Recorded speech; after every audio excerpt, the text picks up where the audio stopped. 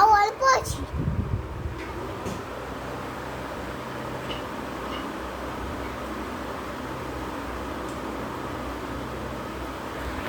ଶୋଇଲା ଦେଖିପାରୁଥିବେ ଆପଣ।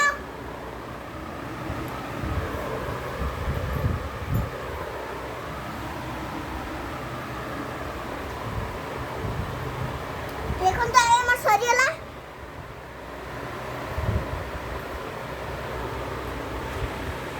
ଦେଖିପାରୁଥିବେ କ୍ଷୀର ହେଉଛି ଆପଣଙ୍କର ସବୁଠୁ ପ୍ରିୟ ଖାଦ୍ୟ। ଆପଣମାନେ ଖାଆନ୍ତୁ।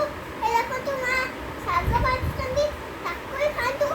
ଦେହର ଷ୍ଟ୍ରଙ୍ଗ ହାଡ଼ ବଢ଼ିବ, ମାଂସ ବଢ଼ିବ, ଆଉ ଆମର ରକ୍ତ ବଞ୍ଚିବ, ମାନେ ଆମର ପାଚିବ, ସବୁ କିଛି ହେଇପାରିବ।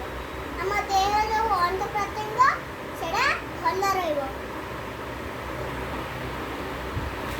ଆପଣମାନେ ଦେଖିପାରୁଥିବେ କ୍ଷୀର ଗୋଟେ ସେକେଣ୍ଡରେ ପିଇଦେଲି କି 2 ସେକେଣ୍ଡରେ ପିଇଦେଲି, କମେଣ୍ଟରେ ଜଣାନ୍ତୁ। ଧନ୍ୟବାଦ। ଭିଡ଼ିଓ ଯଦି ଦେଖିଲେ